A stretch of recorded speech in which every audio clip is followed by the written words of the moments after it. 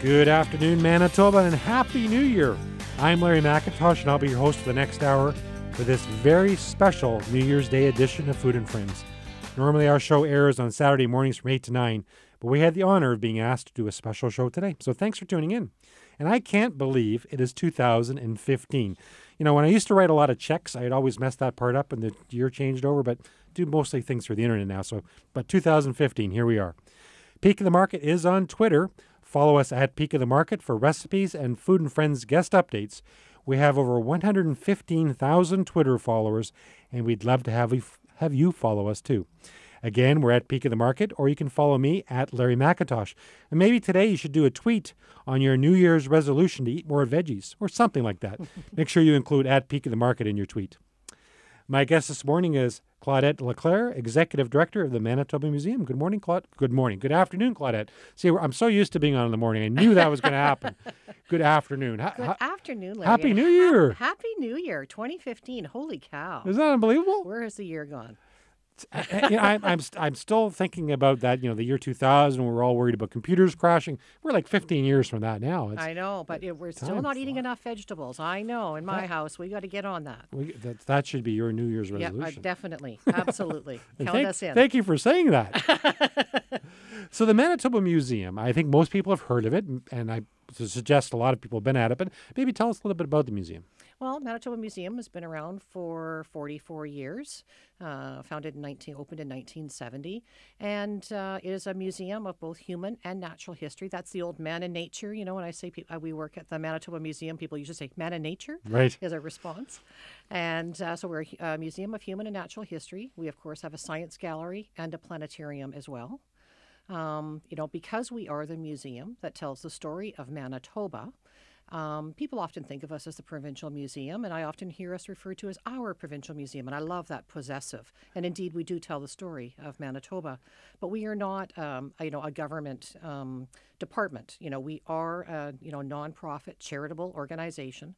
Of course, we're very grateful. Our biggest benefactor is the province of Manitoba, supplies about 50% of our operating budget, but the remainder of it, we do rely on admissions and donations and special events and those kinds of things to help to sustain our organization and be accessible to Manitobans. And I think that's an important point, right? People automatically assume it's paid for by government or governments, right? But how much of your source of funding would be from government? Is it a high percentage? Or? Really, aside from the province of Manitoba, our City of Winnipeg funding really represents less than 1%. And there is no operational funding available through the federal government, although they have been very good at supporting our special projects, like national traveling exhibits and those kinds of things. But aside from that, really, our operating budget does come from the province of Manitoba and the funds that we raise. And it's really important for us to try to keep those admissions, affordable for all Manitobans. And that's why we annually we host, we're very proud to host a free day on celebration of Manitoba Day. We always do it on the Sunday in and around Manitoba Day so that we're not competing with other things and like during the week, and all families are accessible to or available to it. But we also have an Access for All program, and we redeem over 35,000 complimentary tickets a year. And we work with social service agencies, trying to access organizations that work with maybe youth at risk, new Canadians. We work a lot with United Way agencies and try to ensure that those who otherwise would not be able to access their provincial museum can access free of charge.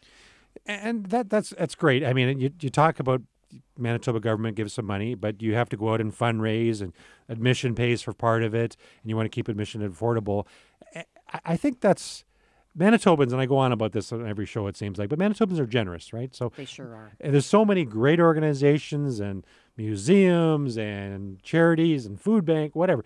And people give. They give of their time and they give their money. It's an amazing place. Absolutely. The Manitoba Museum could not open its doors on a daily basis without the support of about 250 volunteers annually. Oh, wow. So they're from, working behind the scenes, working with curators and helping with collections or exhibit development, to front lines, helping to interpret the non-such, for instance, on your visit.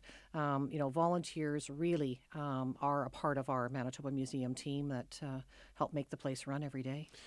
And people, if you could afford to donate or go to a charity event or donate your time, it's fantastic. And there was a report that was released at the end of last year. The Manitobans are the most generous from a tax point of view, giving of anywhere in Canada, and that's pretty special. So you must see that every day.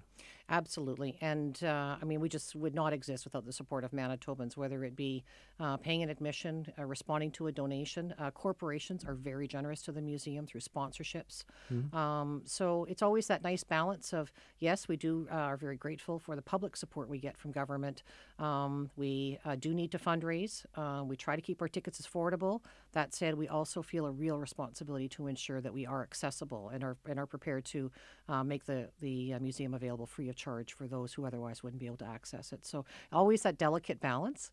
You know, we've managed to balance our books for 22 consecutive years, and for a nonprofit organization, that's not an easy feat. I'd like to say through the skin of our chinny chin chin, as any nonprofit executive director would say.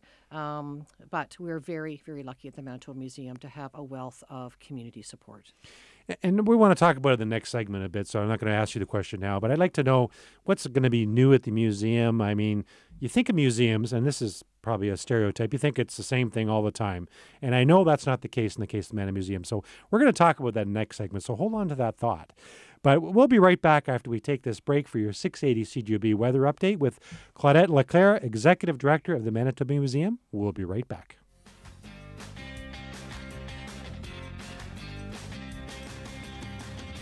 Welcome back to Food and Friends. Normally our show airs on Saturday mornings from 8 to 9, but we had the honor of being asked to do a special New Year's show. So we're right here. Thank you for tuning in. Food and Friends Radio is also on TV. Each radio show is filmed and will be posted on MyToba.ca tomorrow. So if you want to see the TV version of this or previous radio shows, please visit MyToba.ca. Thanks to 680 CJOB's Nicole Bonnikamp, who produces our show, and Riley, who operates the camera, as well as the teachers of the Broadcasting and Media Arts program at Techvoc High School. You can also listen to an audio podcast of Food and Friends at SoundCloud.com or at the iTunes Store. So please just do a search for Food and Friends with Larry at MyToba.ca or SoundCloud.com or at the iTunes Store, and all the shows will come up for your listening or viewing pleasure. It's very important for you to mention that Food and Friends is only available because of 680 CJOB and its advertisers. So please make sure you tune in to 680 CJOB or listen live at cjob.com. We're back with Claudette Leclerc, Executive Director of the Manitoba Museum. So Claudette, you brought some complimentary passes to give away here. This is exciting. Absolutely. A new year and giveaways. Hey. So you were kind enough to bring two pairs, so there'll be two winners for this, complimentary passes for the Real Pirates exhibition. So tell us a little bit about that. Well, the Real Pirates exhibit, The Untold Story of the Widda, is a international traveling exhibit that's in our Alloway Hall right now until early April. It's an exhibit featuring real pirate treasure. So the Widda is a real ship that was discovered. It sunk 300 years ago. Was discovered by Barry Clifford, an underwater archaeologist. He happens to be the archaeologist who thinks he's also found the Santa Maria, Columbus's ship. He's just in the process of trying to prove that. Now, the ship that he found, where it sunk just off the coast of Cape Cod, it was a slave ship originally that had dropped its slaves in the Caribbean, and then it was pirated. And in the course of about a year, it had taken over 50 ships. So when it sunk, it had the pirate treasure of over 50 ships. So the exhibit itself tells a story of from a slave ship to a pirate ship, and it has real pirate treasure in it. It's very cool. It's a really great cultural story, too. I hadn't realized how democratic the crews were on a pirate ship. They shared everything equally. Every man had a vote. And interestingly, some of the pirates that are on a crew were often former slaves, but they were equals to everyone else. It's a very interesting, it's a real story, it's a fabulous story, and it was produced by Premier Exhibitions and of course the incredible National Geographic. I mean, their quality, right? Yeah, absolutely. And so it's really something you don't want to miss. It's only at the Manitoba Museum until early April, and hopefully you've got lots of people interested in coming. So if you would like to enter your name into a draw for a pair of passes, so there'll be 2 winners, please email Larry McIntosh, and it's MC is McIntosh, Larry McIntosh at peakmarket.com by 2 o'clock today. And in the subject line, put exercise more. Exercising more is one of my New Year's resolutions, so I think that was appropriate. Again, if you would like to enter your name into a draw for a pair of passes for the Real Pirates exhibit, please email me at larrymcintosh at peakmarket.com, and in the subject line, put exercise more and do it by 2 o'clock today to be entered. So that's pretty exciting. It's on until April sometime. And yes. How long has it been there? Has it been there? We usually bring in a large traveling exhibit for about 5 to 6 months. Okay. And the rest of the year, we use our large exhibit hall for other public programs and rentals. Hey, hold lots of weddings and bar mitzvahs in that hall as well. But its primary purpose is to host international traveling exhibits. And we've been very fortunate that through the investment support and partnership of the private sector, that we've now got a program called Alloway World Exhibits, which is pretty much assisting us to bring the world of international traveling exhibits to Winnipeg. We really are a small market for these big exhibits. You know, people will remember the ones that were at the MTS Center, the Titanic, those kinds of exhibits. We're actually a very small market for those kinds of world-class exhibits because, you need to get 100,000 people through them in order to even break even to pay for it. So what we've done is we've partnered with the private sector. We've been very fortunate that MacDon Industries, the Winnipeg Foundation, and Power Corporation have stepped forward to help to underwrite the risk that we have as a nonprofit organization to bring in these international shows because they're very expensive. But we want to bring the world to Winnipeg. It also provides us with an opportunity to talk about all the new things we have at the Manitoba Museum because it's a way to hook you in. If you haven't been down to the Manitoba Museum recently, guess what? We've got a new traveling exhibit. It's only here for a short time. But while you're here, did you know we also have a new exhibit in our Discovery Room? And for instance, right now, we've got a wonderful a new exhibit in our Discovery Room called The Old Plesiosaur and the Sea, Fossil Vertebrates from the Manitoba Escarpment. And what the Discovery Room is an area of the museum galleries where we change the exhibits over every 6 months, but we take treasures from the vaults or we work in partnership with community groups and we produce new exhibits. Again, twice a year, we always have new acquisitions cases. There's lots of new things for people to see and do, but these big traveling exhibits really help to hook people in. And then while people are there, we say, did you know that we've got all these other new things that you'll want to see? So it's when you get down, expect to be asked to supersize your Manitoba Museum visit. It's our way of staying sustainable, but bringing the world to Winnipeg, but also an opportunity to showcase that we have lots of new things at the Manitoba Museum to share with you. That's great. We're talking with Claudette Leclerc, Executive Director of the Manitoba Museum, and we're just going to take a break for your weather. We'll be right back.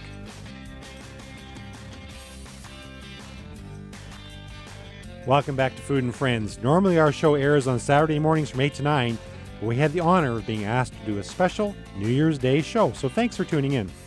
I think many of us make some sort of New Year's resolution. Maybe it's one, or maybe it's many. Our crack research team, my lovely wife Shelley, came up with the 10 most common New Year's resolutions. This is our very first top 10 list. So let's see what it is here. Number 1, spend more time with family and friends. And that makes sense because everybody's so busy these days. We need to set aside time to be with each other. Number 2, exercise more or on a more regular basis. Yeah, this not only helps you lose weight or maintain your weight, but it's good for you. Many of us, like myself, sit behind a computer all day. We need to exercise more. That's one of mine. The one I love, eat healthier. Obviously, everybody should be eating more vegetables. Number 4, quit smoking. For those people that smoke, this is very hard to quit. However, it's not only bad for your health, it's certainly very expensive, and you're donating a lot of money to the government. Number 5, enjoy life more. Get behind, we're all on our phones or our tablets or whatever gadget. Get out and take a walk. Get together with friends and family, watch a movie or read. 6, drink less alcohol. Well, after last night, I would agree. 7, get out of debt. I think all of us want to save a little bit more for each month, so that's a good one. Number 8, learn something new. So if you want to take a class on painting or ancient history, whatever you want to do, maybe it's time to learn something new. Number 9, help others. Manitoba is known for being a very giving province. and I think we do a wonderful job of helping each other. Maybe you can help out a neighbor by shoveling their driveway or brush off some snow off a coworker's car when you're leaving. Offer to pick up groceries for your neighbor. And number 10, get organized. Some people are very organized. Others are fine being a little disorganized, like myself, but a lot of people want to get more organized. Well, in looking at this list, there are several things I'll be working on, and not to say the least is exercise and eat better. We'll be right back with Claudette Leclerc, Executive Director of the Manitoba Museum.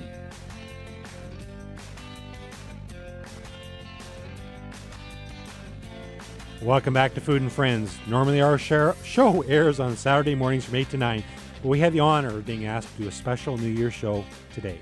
Thanks for tuning in. I want to remind you that Peak of the Market has a Facebook page. Please find us and like us on Facebook. We currently have over 110,000 likes, and we'd love to have you join the group. We update our status regularly with news on our charity events and interesting veggie tidbits, so please find us and like us on Facebook. We're back with Claudette Leclerc, Executive Director of the Manitoba Museum. So I read all those New Year's resolutions before the news. Any of those for you? I'm absolutely inspired. You're inspired? Out of the 10, do you have a couple in there? Always number one, more time with family. Yeah, for sure. But we're right back to the vegetables, not because you're the host, but, it's just really, we're not eating enough vegetables at our house. So, well, I appreciate that. My husband and daughter, be forewarned. So we're talking about the museum, obviously, in the last half hour, and talking about some of the exhibits and that. But what happens behind the scenes of the museum? I've always wondered about that. Yeah, that's a really good question, Larry, because, I like to say that what people see, in the galleries is really the tip of the iceberg, as they say. There is so much work and research and outreach that's going on behind the scenes at the Manitoba Museum. People may be surprised to know that we have 7 curators, 3 in the natural history side, 4 in the human history side. And, the natural history curators are doing, pure science and research. They're scientists. For instance, our curator, Dr. Graham Young, who's our curator of geology and paleontology, he discovered the largest trilobite in the world, a Guinness World Book record. He did that through in Churchill, and it was made possible because he was partnering with the University of Manitoba and the Royal Ontario Museum. And of course, there were, NSERC grant monies and all kinds of things that helped to make it possible. So it's a real public-private partnership that helps to make the curator's research possible. On the human history side, we are the home of the, internationally acclaimed Hudson's Bay Company Museum Collection, for instance. And there are people who come from all over the world to research and study that collection. Only a small portion of our collections are actually on active display at any given time. We do behind-the-scenes tours in the summertime. I don't know if you've had a chance to be on one. But, I have not. Well, it's something you got to check out. So every day in the summertime, we do behind-the-scenes tours and help people to get that peek below the water line and see what the work is like. Conservators. I work with such an eclectic, incredibly passionate group of professionals from, you think about the curators, but the people who take care of those collections, the conservators. We've got people who are journeyman carpenters and help to build the exhibits that are both in the temporary, permanent, but also traveling exhibits. Obviously marketers, fundraisers, programmers. We have the only diorama artist in the country. And Betsy Thorstenson is international in terms of her acclaim. And the work that she's doing is incredible. And that's right here in our community. And she's been an employee with the Manitoba Museum for, I think she's hit 40 years already. So, Betsy is a real Manitoba Museum treasure. And we've got many of those kinds of treasures on our staff.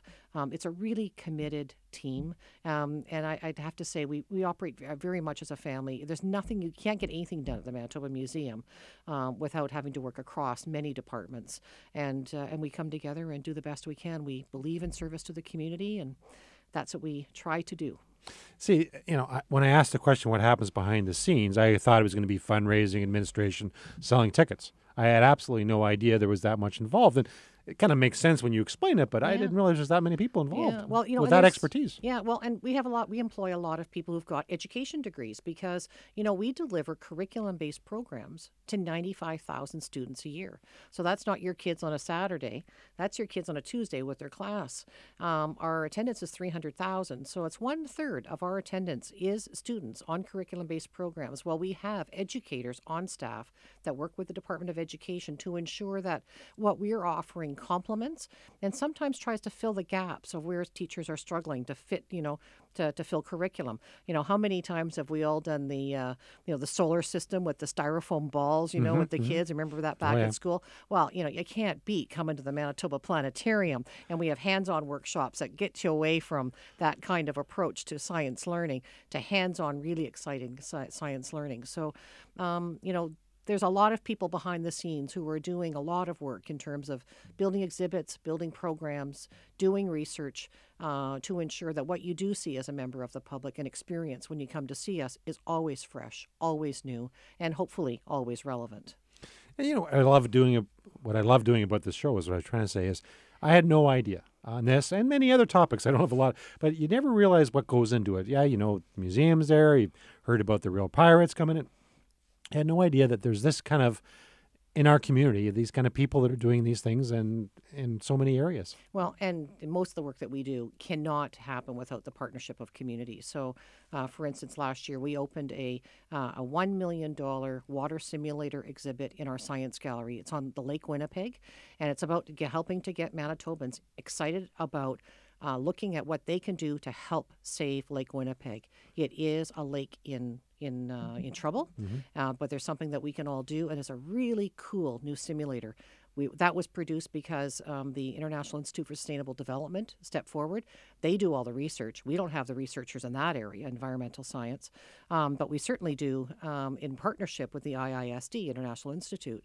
And then we brought together another 10, 12 partners in the community to help to work with us on the content. So we covered things like hydro, hog farming, agriculture, swimming on in the beach with suntan oil on. We covered all those areas. You got to come and check out this simulation.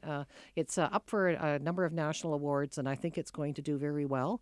The public response to it has been just terrific. Certainly, teachers love it. Well, I guess the summary of this is you haven't been to the Manitoba Museum lately. You got to come out and check it out. I clearly haven't been. There's a lot of things happening there. Yeah, absolutely. Lots of new stuff. And we put a lot of energy into trying to ensure that we can answer that question. After people ask me where I work, the second question usually is, what's new? Well, let me tell you what's new at the Manitoba Museum. We'll be right back with Claudette Leclerc, Executive Director of the Manitoba Museum, after we take this break.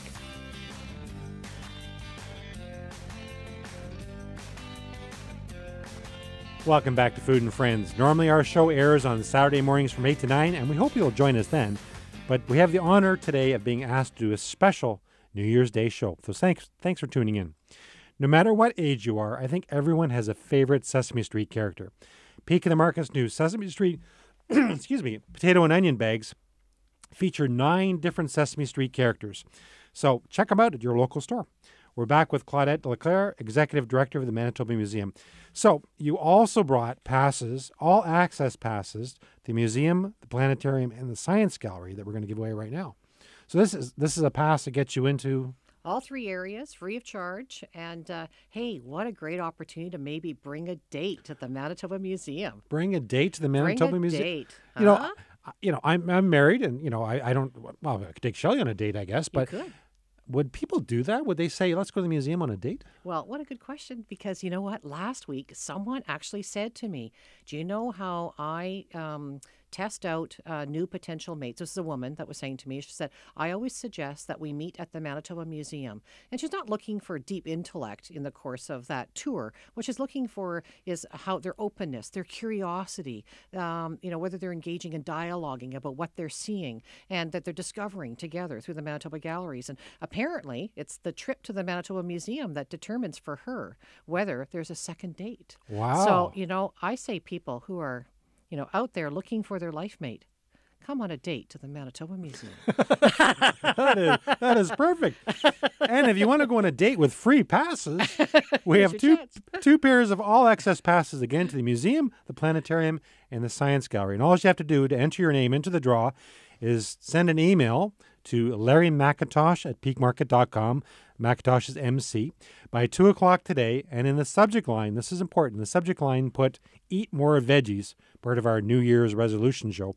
So again, if you want to enter your name into the All Access Passes draw, please send an email to Larry McIntosh at peakmarket.com, and in the subject line put Eat More Veggies, and you have to do it by 2 o'clock today. We'll do the draw later this week and get the tickets out to those people. So we were talking about all access passes, but in the last half hour you were talking about all access for community groups.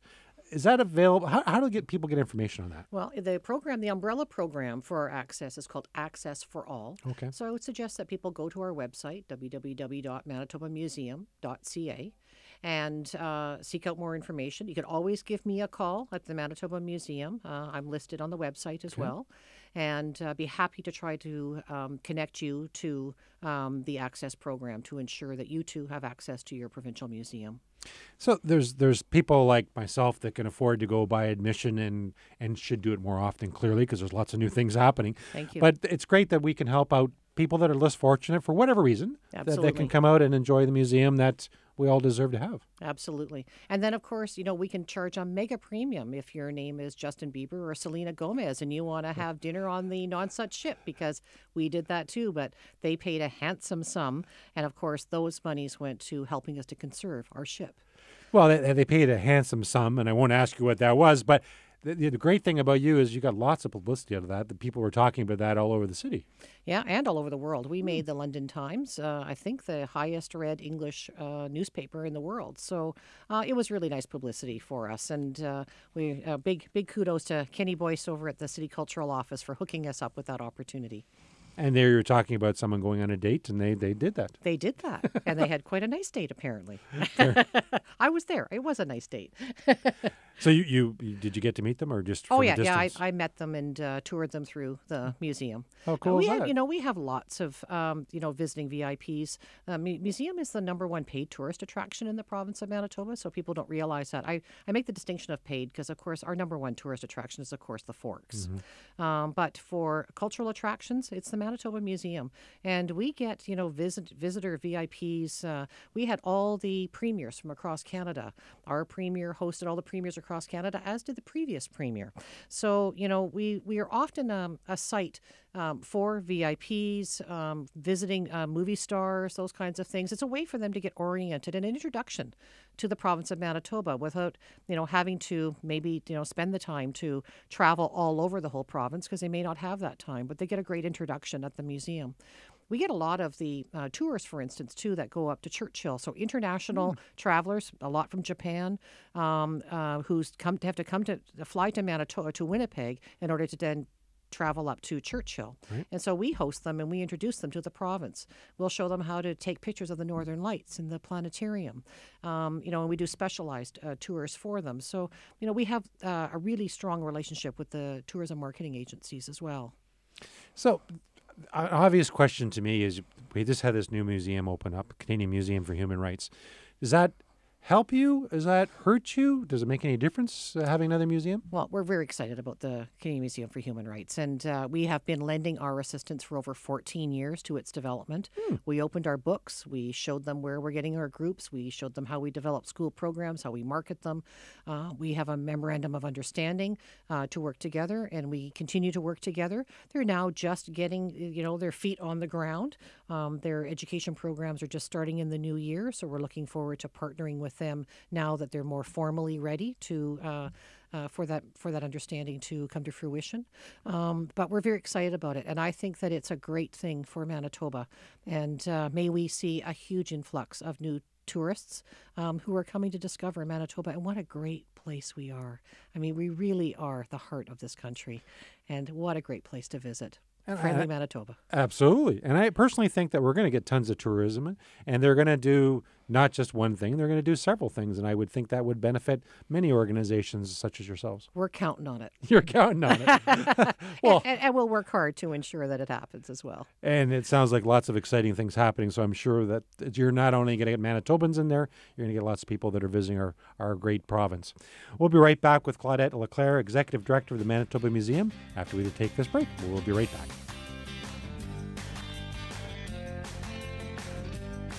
My guest today has been Claudette Leclerc, Executive Director of the Manitoba Museum. This has been fun. This has flown by. Oh, thank you very much, Larry. And, Happy New Year. And what a great honor to be on this first show of the new year. Thank you. Well, our pleasure. And I assume, I should have asked you this, but I assume the museum's closed today? No, it's open. Oh, it's open today? Until 5 o'clock today. Oh. So come and spend your New Year's Day with us. So come on down. And, of course, it's open during the week, and you can check it all out. Hopefully some of you entered the contest that was on earlier, and we'll let you know if you won that. What's the website if people want details? www.MyToba.ca. Thank you, Claudette, for being on Food and Friends. Thank you, Larry. Happy New Year. Happy New Year. Thanks to Nicole Bonnycamp, our show's producer, and Riley Rivard, our camera guy. Happy New Year, everybody. Take care, and please, don't forget to eat your veggies.